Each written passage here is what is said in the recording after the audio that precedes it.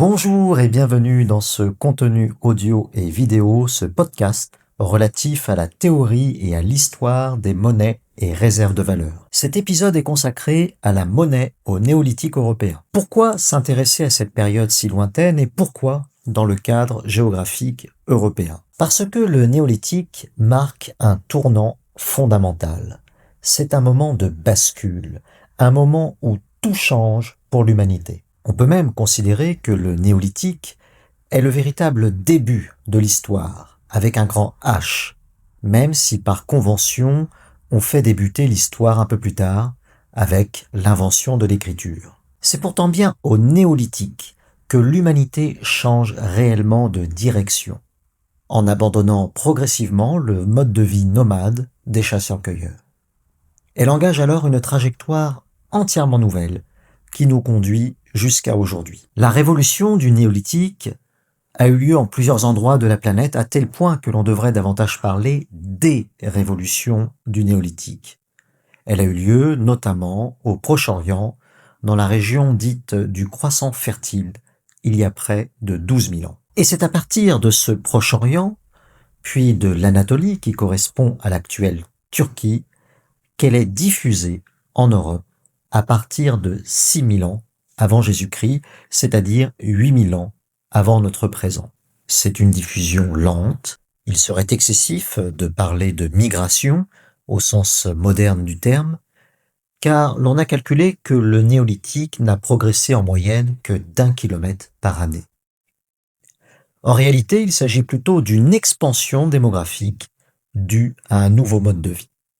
En histoire, la période du néolithique prend fin avec l'âge des métaux, l'âge du cuivre d'abord et l'âge du bronze ensuite, qui surviennent en Europe environ en 3000 ans avant Jésus-Christ, soit 5000 ans avant notre présent. La période historique qui nous intéresse couvre donc environ 3000 ans, de 8000 à 5000 ans avant le présent. Cette période est fondamentale car elle n'a plus rien à voir avec le paléolithique en matière d'échange et de circulation des richesses. Il faut bien mesurer ce que représente la révolution du néolithique. C'est l'instant où l'humanité quitte ce que l'on pourrait appeler le paradis perdu du paléolithique. Le monde des chasseurs-cueilleurs, mobile, relativement égalitaire, inscrit dans un temps long et cyclique, prend fin.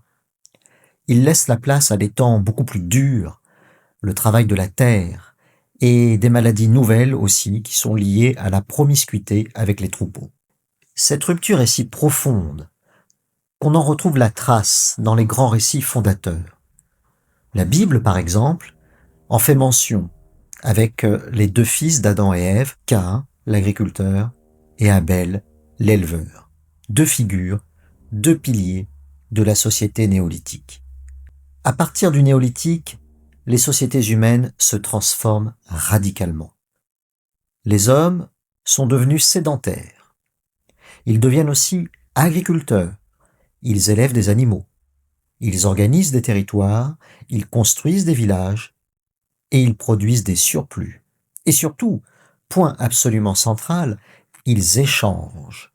Les échanges prennent de l'ampleur.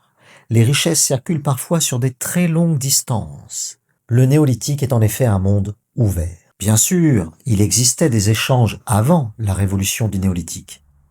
Des formes primitives de monnaie en attestent, comme des coquillages perforés, des perles en ivoire, des silex de très haute qualité, collectionnés ou produits en abondance.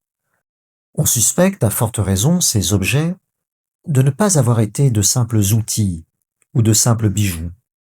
Leur diffusion, leur standardisation, leur production en masse suggèrent au contraire qu'ils ont pu servir de support de valeur. Ils ont en tout cas offert un avantage comparatif aux sociétés humaines qui les ont utilisés malgré leur inutilité apparente. Mais au néolithique, quelque chose change de nature.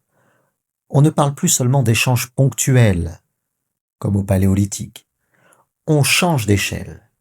On assiste à une explosion démographique, à l'apparition de la division du travail et l'émergence de circuits d'échange à travers le continent fondés sur la production, le stockage et l'échange.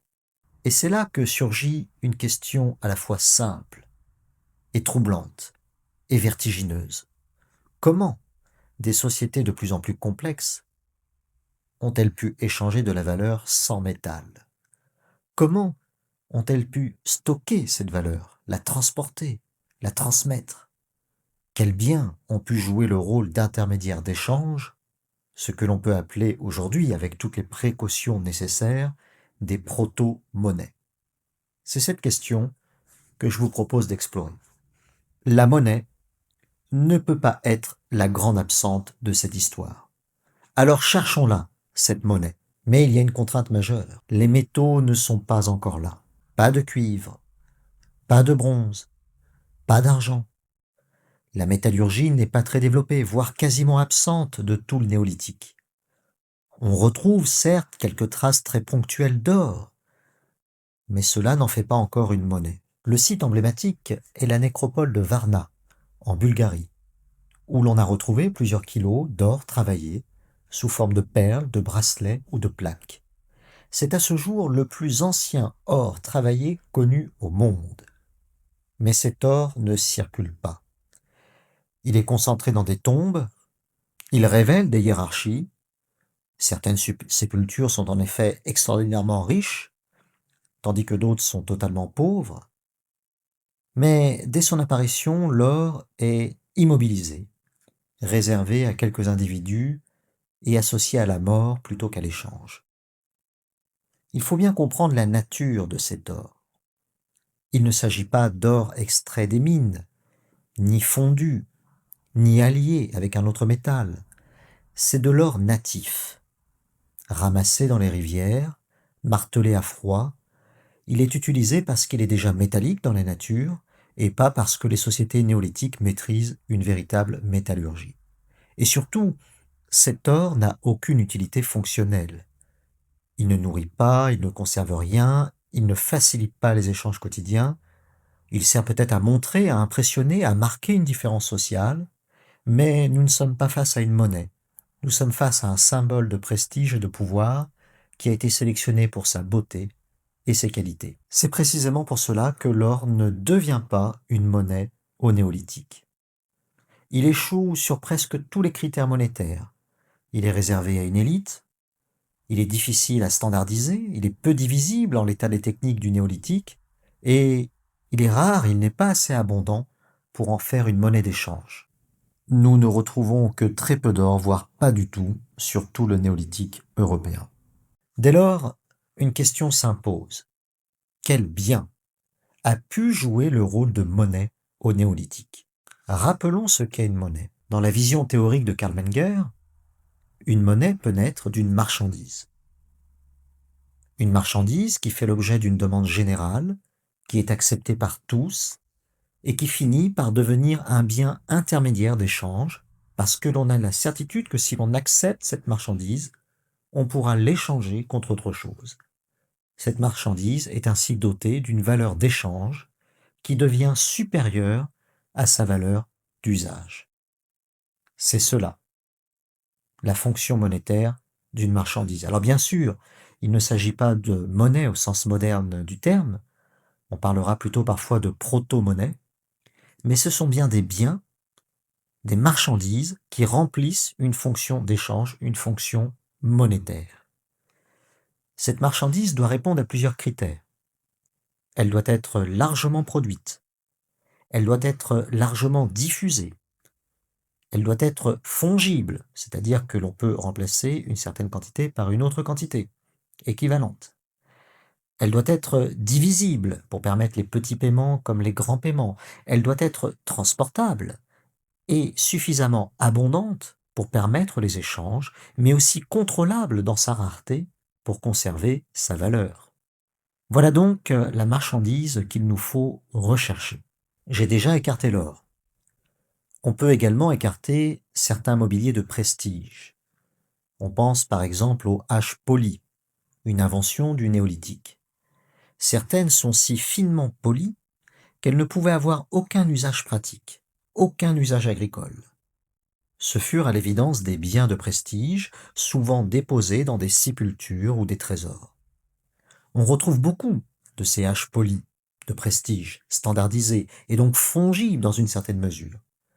Elles ont certes circulé, mais pas dans une quantité aussi considérable pour en faire une monnaie dans les échanges courants. Il s'agit sans doute d'une réserve de valeur, mais pas d'un intermédiaire d'échange courant. Il faut chercher une autre marchandise, plus abondante. Et à cet égard, on peut chercher dans deux directions. Pour simplifier, en effet, la diffusion du néolithique en Europe va suivre deux routes distinctes. Au sud, par la Méditerranée, qui donnera lieu à ce qu'on a appelé la culture cardiale en raison de motifs que l'on retrouve sur des céramiques, et au nord, par la vallée du Danube d'abord, puis vers la façade atlantique, dans ce qu'on a pu nommer la culture rubanée. Et sur le plan archéologique, on a parfois l'impression d'assister non pas à un néolithique européen, mais à deux néolithiques européens. Et ce qui est fascinant, c'est que sur le plan monétaire aussi, il est possible qu'on ait eu deux histoires différentes. En effet, en suivant ces deux voies, et si on applique les critères que j'énonçais tout à l'heure pour rechercher une monnaie, deux grands candidats émergent en Europe néolithique: l'obsidienne et le sel. Au sud, en effet, l'obsidienne circule abondamment. On a pu l'appeler l'or noir du néolithique. Au nord, en revanche, on observe davantage de traces liées à l'exploitation du sel, qu'on a pu appeler l'or blanc du néolithique. Cela ne signifie pas que le sel n'a pas circulé au sud, mais l'on trouve davantage de traces d'exploitation au nord. Quand j'ai appris cela, je me suis dit: c'est formidable. Nous avons la chance d'avoir deux monnaies en concurrence au néolithique européen, dans un cadre géographique finalement assez restreint. Alors nous avons d'un côté l'or blanc, le sel, un objet que l'on peut spontanément imaginer périssable, éphémère, et surtout potentiellement produit en quantité quasi infinie, puisque le sel est disponible en abondance, notamment le long des littoraux maritimes. La seconde monnaie, c'est l'or noir, tout l'inverse, l'obsidienne, une monnaie que l'on saurait tenter de qualifier de monnaie dure, qui ne disparaît pas, que l'on retrouve encore aujourd'hui en grande quantité sous forme de vestiges archéologiques. Cette pierre, que l'on soupçonne fortement et à juste titre d'avoir été utilisée comme monnaie, est une roche volcanique dont les gisements sont souvent lointains, situés sur certaines îles ou dans des zones bien précises.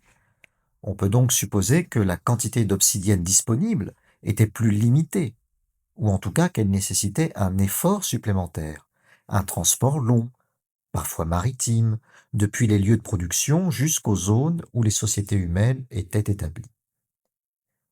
Et très naturellement, l'esprit moderne est tenté d'opposer ces deux monnaies. On est tenté de voir d'un côté le sel comme l'équivalent des monnaies fiduciaires actuelles, abondantes, mortelles, éphémères, et de l'autre l'obsidienne comme l'ancêtre des monnaies dites saines, des monnaies dures, comparables aux monnaies métalliques, fondées sur la rareté et la difficulté d'extraction.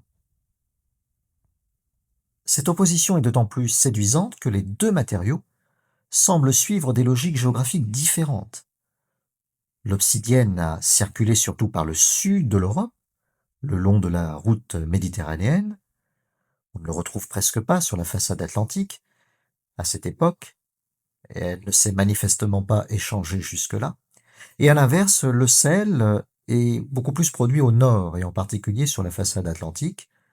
On dispose d'un peu moins de preuves archéologiques d'une exploitation du sel, notamment sous forme de briquetage, dans le bassin méditerranéen. Bref, sur le papier, l'histoire est belle, et on pourrait facilement imaginer que l'obsidienne se soit imposée, de par ses qualités supérieures au sel. Mais, en étudiant le sujet de plus près, je me suis rendu compte que cette belle histoire ne tenait pas vraiment la route.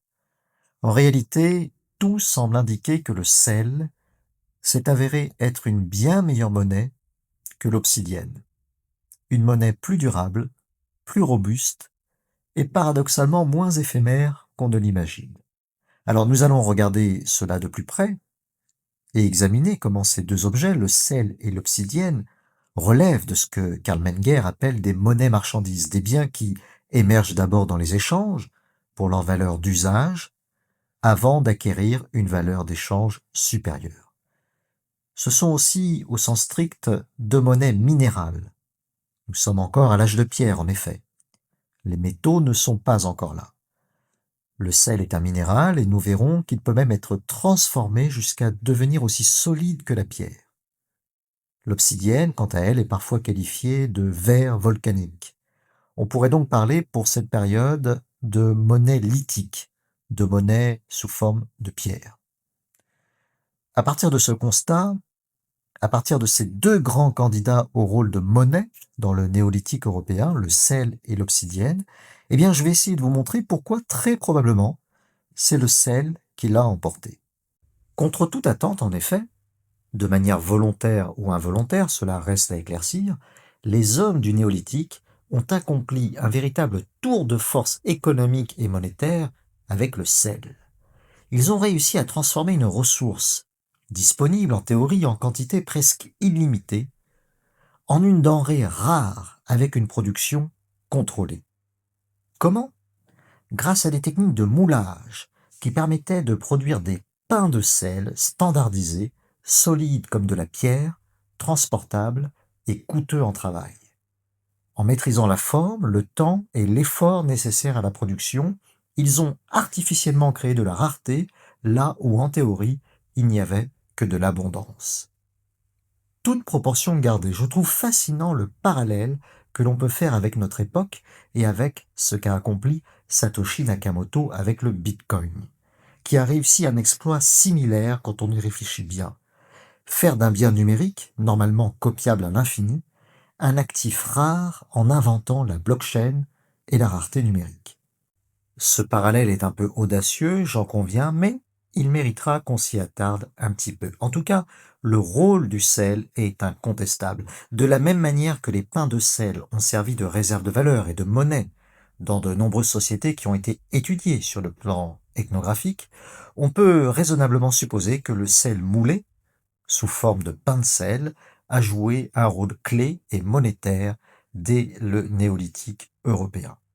C'est à partir de là que l'on peut comparer et opposer ces deux grandes monnaies néolithiques que furent le sel et l'obsidienne. Et pour comprendre cela, on va commencer par étudier l'obsidienne. L'obsidienne n'est pas une pierre ordinaire. C'est une roche noire, brillante, qui naît d'un phénomène volcanique très particulier. Il faut un magma extrêmement riche en silice qui se refroidit de manière brutale, presque instantanée, idéalement dans l'eau. Ce choc thermique empêche la cristallisation classique de la roche et le résultat, c'est une matière vitreuse, noire, brillante, à la cassure très particulière, comme un coquillage.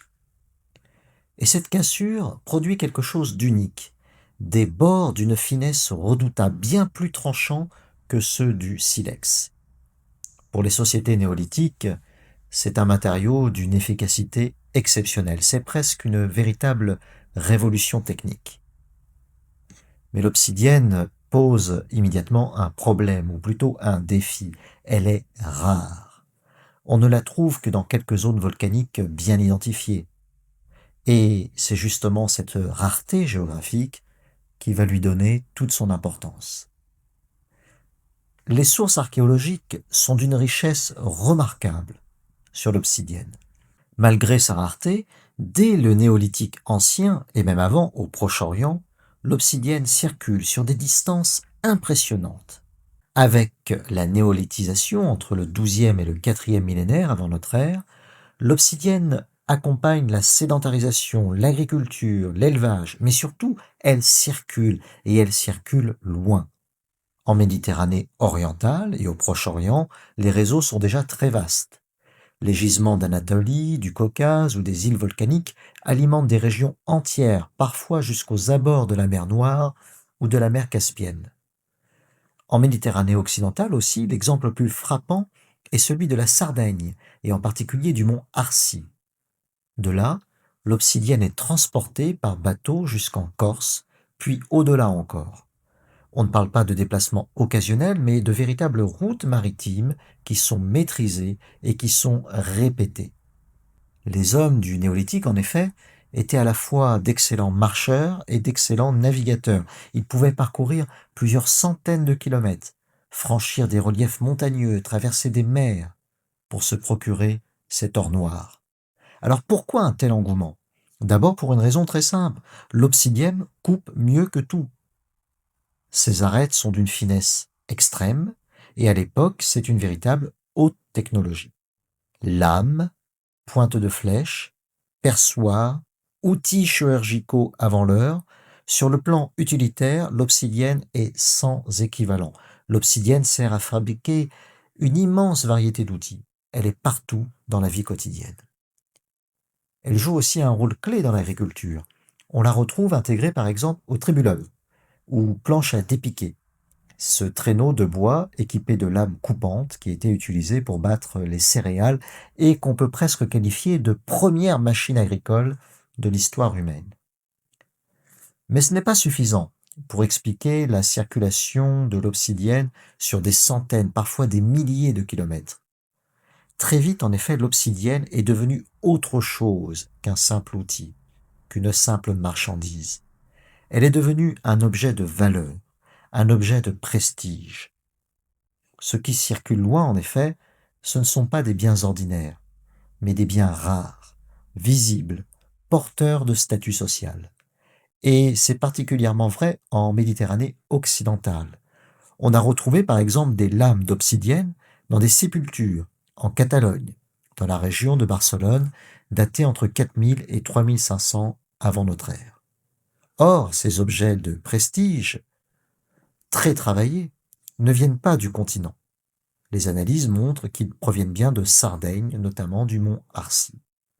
Et cela change complètement notre regard, car pour que l'obsidienne sarde arrive en Catalogne, il faut naviguer. Il faut maîtriser les routes maritimes, longer les côtes, connaître les courants, connaître les escales. Autrement dit, l'obsidienne devient un traceur archéologique extraordinaire. Elle révèle des réseaux de circulation invisibles, des routes maritimes bien établies et sans doute des échanges réguliers. On pourrait dire que l'obsidienne est la signature matérielle de réseaux néolithiques. Là où elle apparaît, loin de sa source, on sait qu'il y a eu contact, qu'il y a eu alliance, qu'il y a eu échange. En outre, l'obsidienne n'est pas seulement utile, elle est belle, brillante, noire, parfois translucide, elle fascine, elle impressionne, et de ce fait, elle a acquis une dimension sociale et symbolique. D'ailleurs, dans des civilisations bien plus tardives, comme chez les Aztèques par exemple, l'obsidienne est associée au sacré, aux dieux et à des rituels plus solennels. Sa circulation crée des réseaux. Ces réseaux ne servent pas uniquement à échanger des biens, mais à tisser des relations humaines, des alliances entre groupes, des solidarités à longue distance. L'obsidienne devient un vecteur de lien social. Tout cela nous dit une chose essentielle. L'obsidienne dépasse largement son statut de simple outil. On le déduit de sa production, de la quantité qui a circulé et surtout de la standardisation et de l'homogénéité des formes d'obsidienne que l'on trouve à travers le sud européen. Dès lors, peut-on parler de monnaie? Alors, pas au sens moderne, évidemment. Les archéologues n'utilisent jamais ce terme comme on l'emploie aujourd'hui. Mais si l'on définit la monnaie comme un bien reconnu collectivement pour sa valeur, et qui sert à faciliter les échanges et les relations sociales, alors oui, l'obsidienne joue clairement ce rôle. C'est un bien qui a pu acquérir une valeur d'échange supérieure à sa valeur d'usage. L'obsidienne est rare, identifiable, désirable, elle concentre de la valeur, elle permet de sceller des alliances, d'organiser les échanges, peut-être des mariages, des relations entre groupes. Sa circulation n'est donc pas seulement économique, elle est aussi sociale et symbolique. On pourrait aussi la comparer, comme le font certains archéologues, a un passeport social. Posséder de l'obsidienne, de là jusqu'à s'enterrer avec, c'est montrer qu'on est connecté à un réseau plus vaste que son propre village, c'est afficher une ouverture sur le monde. Alors, une question se pose. Pourquoi, malgré toutes ces qualités, l'obsidienne n'est-elle pas devenue la monnaie de tout le néolithique européen? Les données archéologiques sont très claires. Elle circule massivement au néolithique, certes, mais dans un espace précis, le monde méditerranéen. Elle part de gisements bien identifiés, mais les réseaux de circulation restent confinés à l'arc méditerranéen. Lorsqu'on regarde la façade atlantique, la Bretagne, la Manche, la Vendée, les Charentes, l'Aquitaine, le constat est très différent. Soit l'obsidienne est totalement absente, soit elle apparaît de manière exceptionnelle. Et ces pièces sont interprétées non pas comme des outils courants, ni comme une monnaie, mais plutôt comme des objets exotiques, symboliques, parfois de prestige, mais en tout cas, on n'en retrouve pas dans les mêmes proportions qu'au sud. Autrement dit, il n'existe aucune circulation régulière d'obsidienne jusqu'à l'Atlantique au néolithique. Cela suffit donc déjà à trancher un point important, l'obsidienne ne peut pas être une monnaie européenne du néolithique, au mieux, c'est une monnaie régionale, méditerranéenne. Alors pourquoi l'obsidienne ne s'est-elle jamais imposée comme une véritable monnaie dominante au néolithique en dépit de nombreuses qualités? Premier problème, l'obsidienne est trop liée à sa fonction d'outil. Elle coupe extrêmement bien, mais justement, elle est détruite par l'usage. Elle se fragmente, elle s'use, elle disparaît. Or, une bonne monnaie doit pouvoir être conservée sans être consommée. L'obsidienne est en quelque sorte trop fonctionnelle, malgré le fait qu'on la retrouve encore aujourd'hui dans des quantités impressionnantes. Deuxième problème, sa fragilité. Contrairement à ce que l'on imagine parfois, l'obsidienne est quand même assez cassante, elle se fracture de manière imprévisible, elle est difficile à transporter sans perte. Pour une monnaie, cela peut être un défaut majeur. Troisième problème, sa mauvaise divisibilité monétaire. On a soit des gros blocs, soit des éclats très irréguliers, et pour pouvoir la diviser dans des entités homogènes, il faut énormément la travailler. Difficile dans ces conditions de créer des unités standards, des fractions qui sont reconnues comme des équivalences claires par tout le monde. À l'inverse, on le verra, le sel est naturellement divisible et recomposable. Quatrième problème, sa géographie est trop restrictive. Les gisements d'obsidienne sont rares, localisés, souvent insulaires. Cela crée des monopoles régionaux, mais empêche une adoption plus large. Une monnaie efficace doit au contraire pouvoir s'étendre spatialement et plus rapidement. Enfin, cinquième problème, sa faible compatibilité avec l'épargne longue. Une monnaie ne sert pas seulement à échanger, mais aussi à stocker, transmettre, accumuler. L'obsidienne se casse, se perd, se transforme. Elle n'est pas forcément une bonne réserve de valeur sociale à long terme. Tout cela nous conduit à une conclusion assez nette. L'obsidienne a certes été un excellent bien d'échange, parfois un bien de prestige, sans doute une proto-monnaie régionale, mais elle n'est pas devenue, elle n'a jamais été, une monnaie dominante. Elle échoue précisément là où le sel va réussir. La standardisation, la divisibilité, la durabilité sociale, la compatibilité avec l'épargne et la diffusion géographique. C'est pour cela que, contre toute intuition moderne, celle que j'avais au départ, c'est plutôt le minéral soluble qu'est le sel qui va l'emporter et qui va battre le verre volcanique qui a l'air, au contraire, plus dur. L'or blanc du néolithique, le sel, l'a emporté sur l'or noir que fut l'obsidienne. Alors soyons honnêtes, l'archéologie ne peut pas être aussi affirmative que je le suis à l'instant, mais nous avons quand même au moins deux preuves indirectes que le sel l'a bien emporté. La première, eh bien, c'est que l'obsidienne a échoué à se diffuser au nord, sur la façade atlantique européenne. Et la seconde, c'est que la façade atlantique a concentré beaucoup plus de richesses que le monde méditerranéen au néolithique, ce qui laisse clairement penser que ces sociétés maîtrisaient beaucoup mieux la monnaie. Et cette monnaie, ce fut bien le sel. C'est en tout cas ce que laisse entendre l'étude de l'archéologie du sel. Selon certains archéologues du sel, il existerait un lien profond entre la diffusion du néolithique et l'exploitation du sel. Le travail des archéologues du sel est pourtant particulièrement difficile, car bien évidemment, on ne retrouve pas le sel produit au néolithique. Contrairement à l'obsidienne ou à la pierre polie, le sel ne se conserve pas sur des millénaires. Il se dissout, il disparaît, il ne laisse presque aucune trace directe sur le plan archéologique. C'est donc de manière indirecte que l'on parvient à en retrouver la trace. Les archéologues ne retrouvent pas le sel, mais ils retrouvent tout ce qui sert à le produire. En Roumanie, par exemple, un site daté d'environ 7700 ans a livré des niveaux charbonneux massifs et des amas de céramique clairsemés qui sont liés à la production de sel. En France, certains puits néolithiques associés à des sources salées sont encore visibles aujourd'hui. Parfois, la preuve est encore plus indirecte.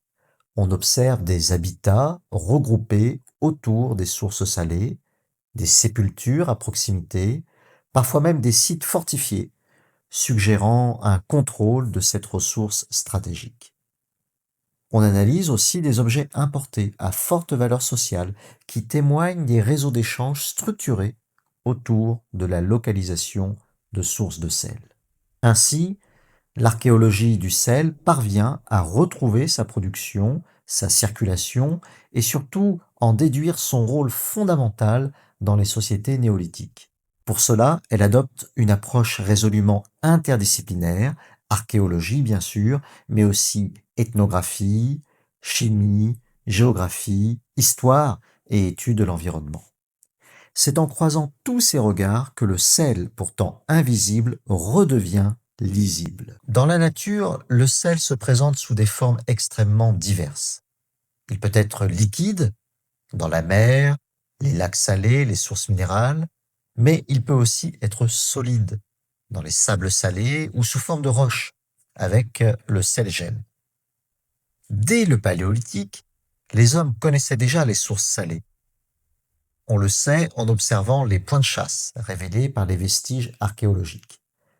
Les animaux se regroupent naturellement en effet autour de ces sources, et les chasseurs les suivaient. Le sel est donc connu, observé, exploité très tôt, bien avant qu'il ne devienne un véritable objet de production organisée. Au néolithique, l'exploitation du sel accompagne donc la sédentarisation et surtout le pastoralisme. Sel et élevage vont en effet de pair. Pourquoi ? Parce que le sel joue un rôle essentiel dans l'alimentation animale. Il augmente en effet l'appétence des animaux.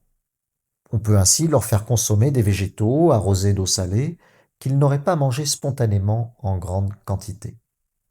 Autrement dit, le sel permet d'améliorer le rendement de l'élevage. Dès lors, il est logique qu'on installe les habitats près des sources salées.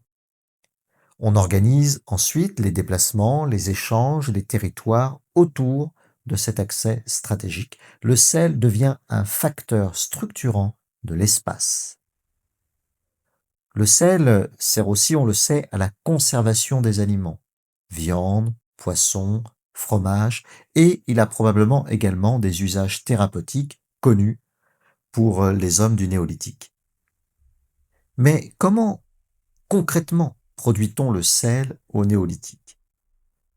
La clé, c'est l'obtention de ce que l'on appelle une saumure, une eau très concentrée en sel, qui peut atteindre 100, 150, 200 grammes de sel par litre, là où il n'y a que 30 grammes de sel par litre environ dans l'eau de mer.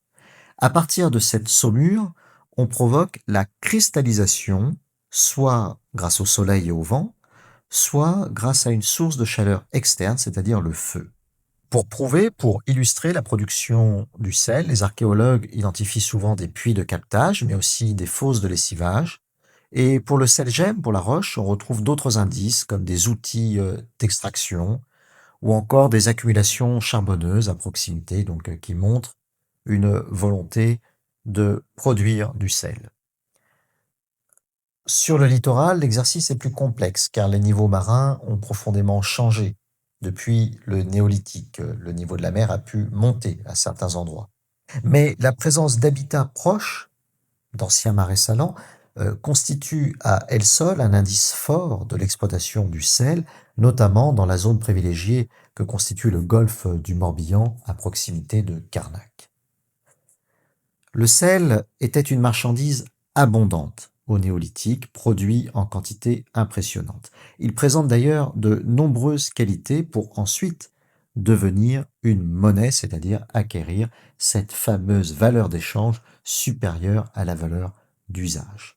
Il bénéficie en effet d'une forte demande, de divisibilité, de recomposabilité, de fongibilité qui vont lui permettre de faciliter les échanges. Alors, il lui manque peut-être au moins deux choses essentielles, du moins au départ, par rapport à l'obsidienne. La durabilité et une rareté contrôlée, car une monnaie doit être suffisamment abondante, mais aussi suffisamment rare. C'est cet équilibre subtil qu'une monnaie doit toujours rechercher. Et c'est là qu'intervient l'innovation du pain de sel. Le sel a sans doute pu servir de monnaie produit sous cette forme, une forme particulière qui va lui donner de la dureté, mais aussi qui va lui permettre d'être reconnu selon l'endroit où il est produit. Et c'est là qu'on franchit une étape décisive. Car une fois cristallisé, il est possible d'aller plus loin grâce au moulage pour obtenir ces véritables pains de sel, c'est-à-dire des blocs solides et durs comme de la pierre. Pour cela, il faut fabriquer des moules en céramique dans lesquels on va mettre le sel, on chauffe, puis on casse le moule pour récupérer le pain de sel. Cette technique va donc générer des déchets considérables que l'on retrouve aujourd'hui, auxquels on a donné le nom de briquetage en raison de leur couleur orangée.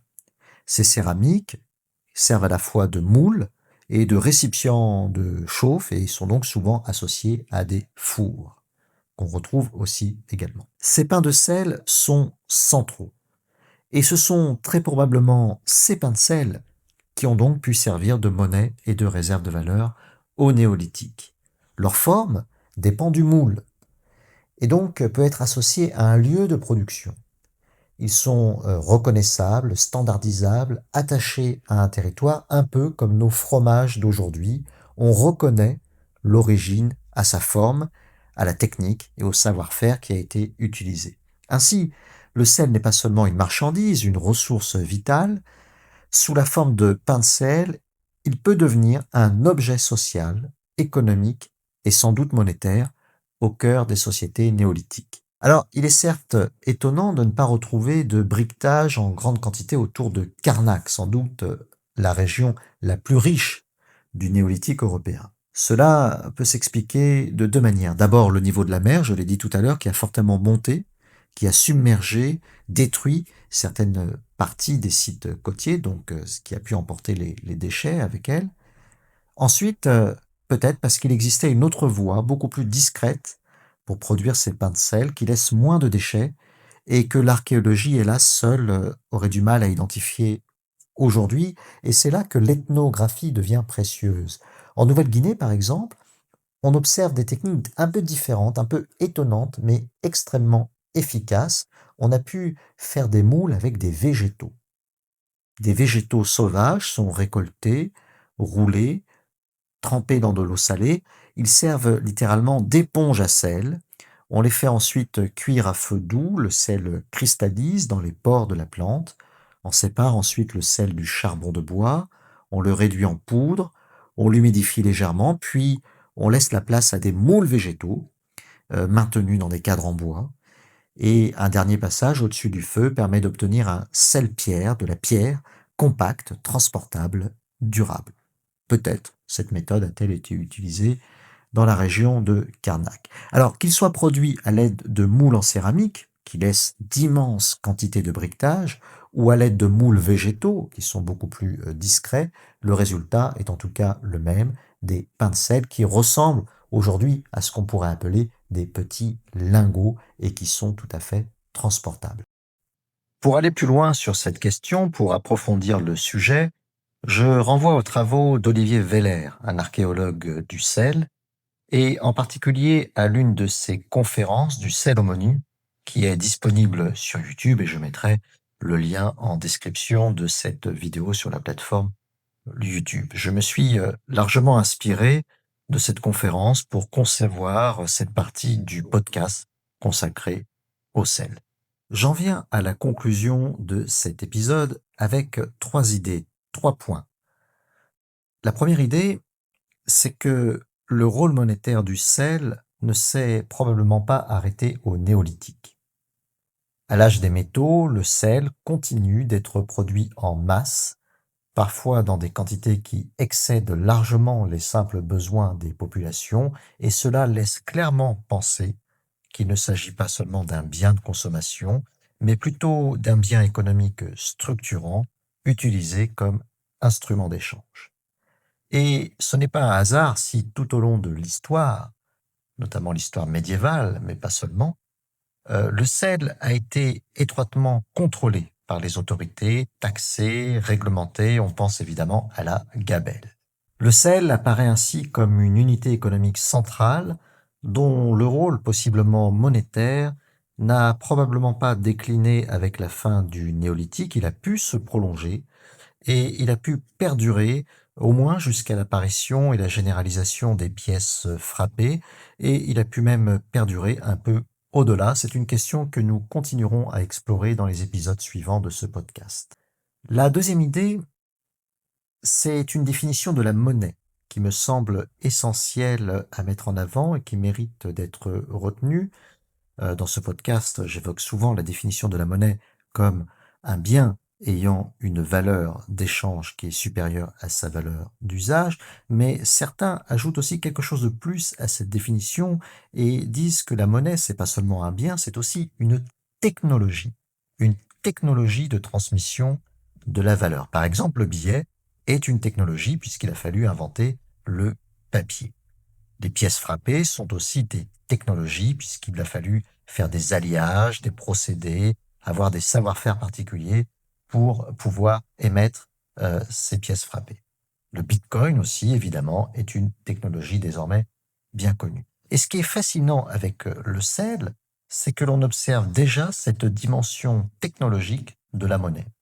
Le pain de sel n'est pas un produit naturel, c'est un produit transformé, standardisé, façonné pour circuler. Autrement dit, dès le néolithique, la monnaie n'est pas seulement prélevée dans la nature, elle est fabriquée. Et c'est là un enseignement très fort pour notre présent et peut-être pour notre futur. Enfin, troisième point, on dit souvent que le mot sel aurait donné naissance au mot salaire. Cette filiation n'est pas clairement établie, mais peu importe au fond. Ce qui compte, c'est ce que cela révèle. L'humanité, animal profondément coopératif et hiérarchique, a su très tôt identifier un bien intermédiaire d'échange qui était capable de relier les individus, les groupes et les territoires. Et c'est sans doute là la leçon la plus importante. Les hommes font l'histoire, mais ne savent pas toujours l'histoire qu'ils font.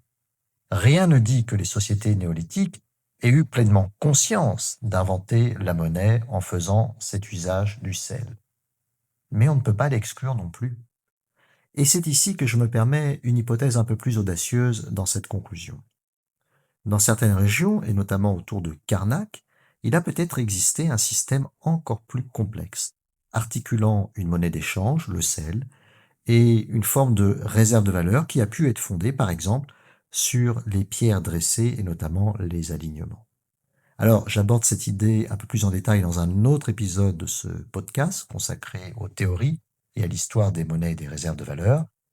Cette idée est un peu plus audacieuse, un peu moins étayée par des preuves archéologiques, bien évidemment, mais elle montre que peut-être, dès cette époque, les hommes ont eu conscience d'inventer un système monétaire et que peut-être la région de Karnak disposait en quelque sorte de la planche à billets et a pu de cette manière dominer au moins la façade atlantique du néolithique européen, mais peut-être un peu davantage. En tout cas, il reste bien sûr beaucoup de mystères, et il est possible que malgré les progrès de l'archéologie et de l'histoire, nous ne sachions jamais précisément comment les échanges étaient mesurés, comptés et équilibrés dans ce néolithique européen.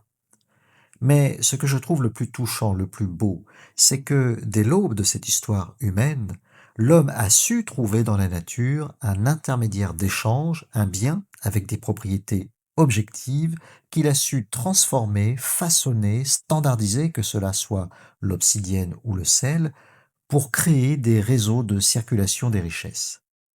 La monnaie n'est donc pas née d'un décret, ni d'une autorité centrale. Elle est née d'un monde agricole, concret, contraint, sans État pour l'imposer. Et c'est peut-être là l'essentiel.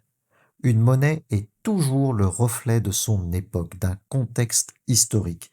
Dans un monde paysan, sans autorité centrale forte, elle est nécessairement issue de la nature et du travail. Lorsque les États apparaîtront, elle deviendra frappée, garantie, contrôlée. La monnaie change alors de forme parce que les sociétés changent de structure. Comprendre les proto-monnaies du néolithique, c'est se rappeler que la monnaie n'est jamais éternelle. Elle est une création humaine liée à l'histoire, liée à une période historique fragile, liée à un contexte et à l'état des techniques. Il est donc très peu probable, évidemment, que le sel ou l'obsidienne redeviennent un jour des monnaies. Mais rien ne prouve que l'homme ne soit pas encore capable d'inventer des nouvelles monnaies dans notre monde numérisé et digitalisé.